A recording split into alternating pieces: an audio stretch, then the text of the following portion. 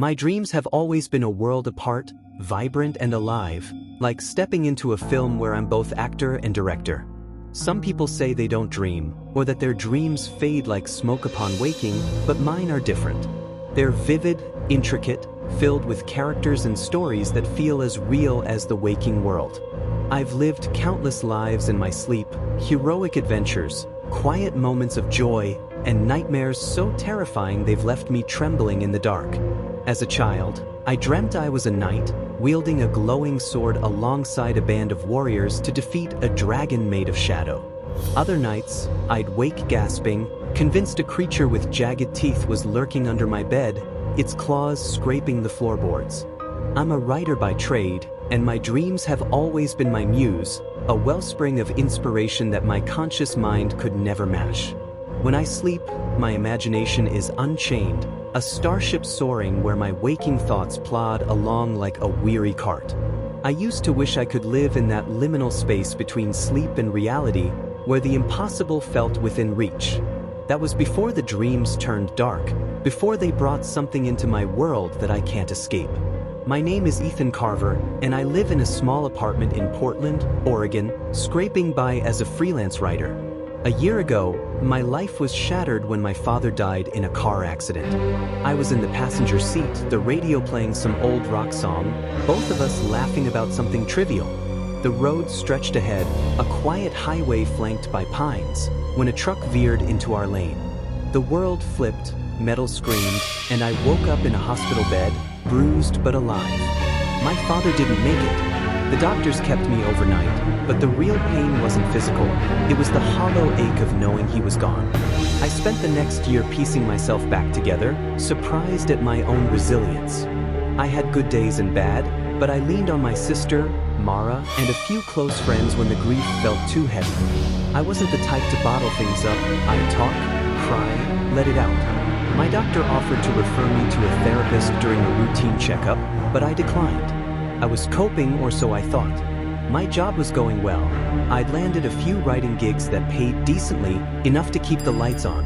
I even started dating Lila, a graphic designer with a sharp wit and a smile that could light up a room. She'd tease me about my messy hair and thrift store clothes, but it was playful, never cruel. Life was good, or at least it was supposed to be. The dreams started after the accident, and they weren't the kind I could turn into stories. They were about my father, but not the warm, vibrant man I'd known. In these dreams, I knew he was dead, yet there he was, sitting across from me, his presence both familiar and wrong. It wasn't like I thought he was a ghost, nor did I realize I was dreaming. It was as if my mind accepted two truths at once. He was gone, and he was here. The contradiction didn't register in the dream world's logic. In one, we were at a family picnic, but he sat alone under a tree, staring at the ground while everyone else laughed and ate. I begged my family to join him, shouting that he was dead, that we didn't have much time, but they ignored me. In another, we were fishing by a lake, but he fumbled with the rod, his hands clumsy, like he'd forgotten how to hold it. I tried to guide him, saying it was okay, that dead people didn't fish, but he just stared at the water, silent. The dreams were unsettling, not because they were frightening, but because they felt like a betrayal of who he'd been, vibrant, full of life, never this hollow shell. The worst dream came a year ago, and it wasn't just unsettling, it was terrifying. I was in the passenger seat again, my father driving, the road stretching into darkness. I turned to him, my voice trembling. "Dad, you're dead. You shouldn't be driving." He didn't respond, just kept his hands on the wheel, his eyes fixed ahead. When he finally turned to me, his face was blank, no trace of the warmth I'd always known. His eyes were empty, like glass, reflecting nothing. "You shouldn't be here," he said, his voice flat, devoid of emotion. I felt a chill, my heart racing. "Dad, you're the one who shouldn't be here. You have to wake up." He repeated, "You shouldn't be here," and then, snip.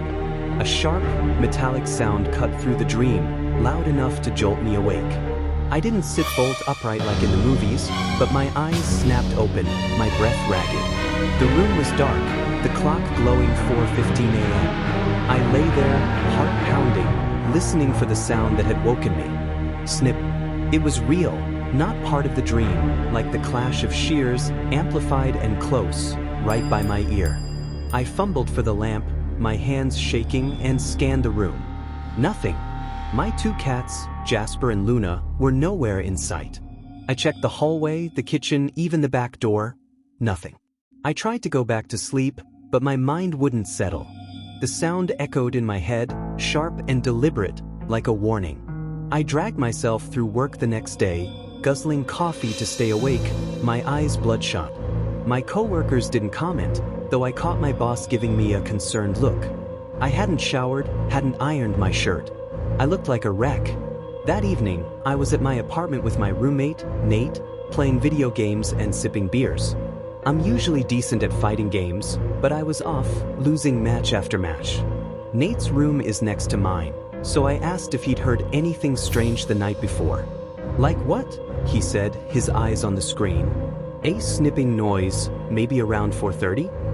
He paused the game, frowning. Yeah, actually. I woke up around then, heard something weird. Thought it was the cats or you dropping something. It came from your room.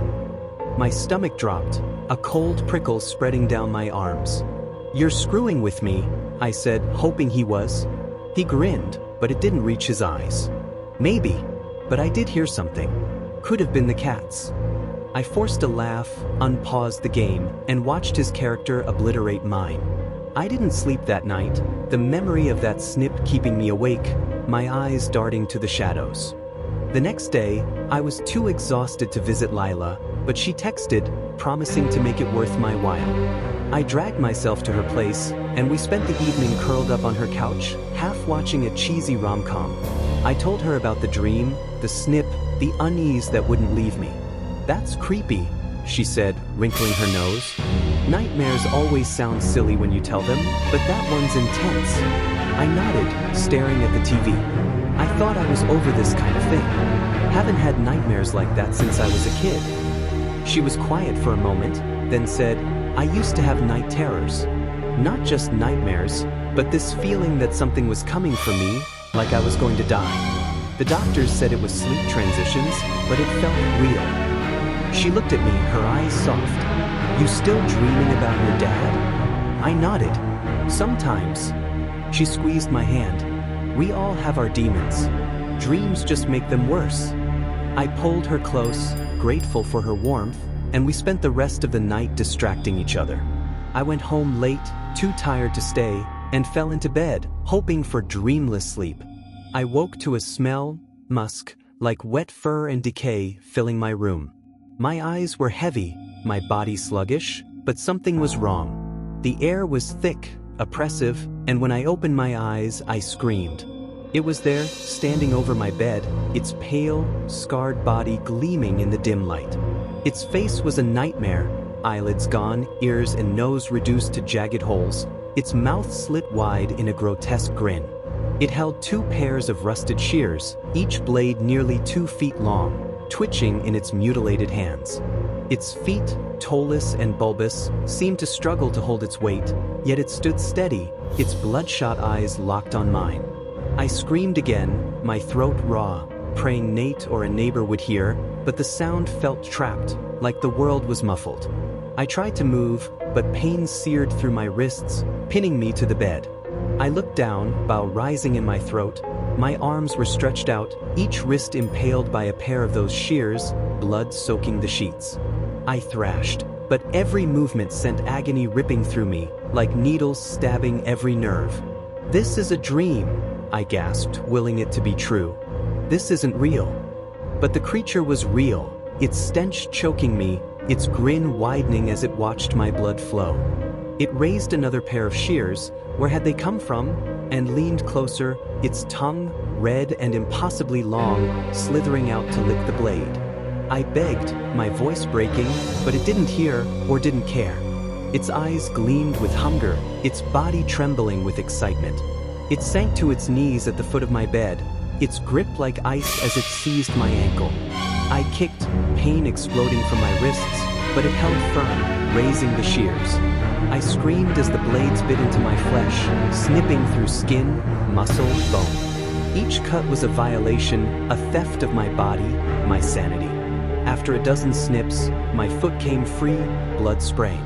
The creature held it aloft, its jaw unhinging to reveal yellow teeth, and shoved it into its mouth, crunching through bone with sickening ease.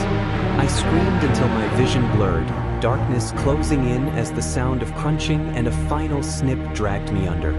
I woke thrashing, 2 nurses pinning me to a hospital bed, my arms tethered by restraints.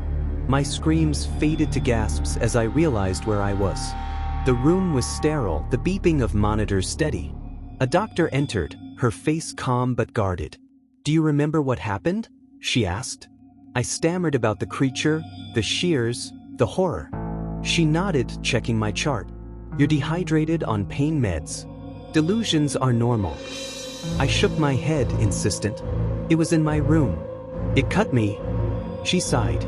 "You were in an accident, Ethan. A truck hit your car. You rolled multiple times. You've been unconscious for 3 days." I froze, the words sinking in. "An accident?" She nodded. "I'm sorry, but we had to amputate your right foot."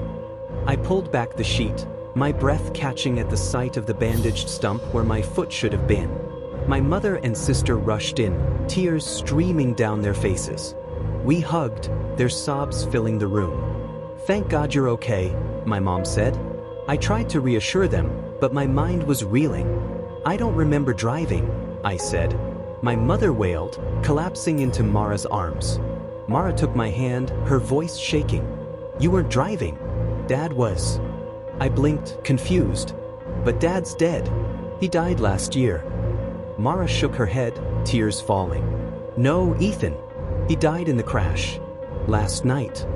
The room spun. A year of my life. My job, my writing, Lila. It was all a dream, a fabrication. I'd never gotten that promotion, never published that story. Lila, with her laughter and teasing, wasn't real. The grief hit anew, sharper than before, but worse was the image burned into my mind. The creature, its shears, its grin as it devoured my foot. I've spent the last year trying to make sense of it. My family thinks I'm distant, callous, because I feel like I've grieved my father twice. They don't understand why I'm not as shattered as they are. I can't tell them about the dream, about the creature. I've considered 3 possibilities. First, it was just a dream, a coincidence that predicted my father's death. But the details, the pain, feel too real for that. Second, maybe I have some kind of foresight, a gift I've never had before or since. I doubt it. Third, and worst, the creature was real. It crafted that year of my life, weaving false memories to prolong my suffering, feeding on my pain, my flesh. Its scars, did each one mark a victim, a story of torment? I see it every night when I close my eyes, its grin waiting in the dark. I take sleeping pills, drink too much, but nothing keeps it away. Last night, I dreamt of my father again, driving down a sunlit road. He turned to me, his eyes empty, and said, "You have to wake up." I'm writing this because I need to know, am I alone? Has anyone else seen it? Or am I just chasing shadows, hoping to wake up from a nightmare that never ends?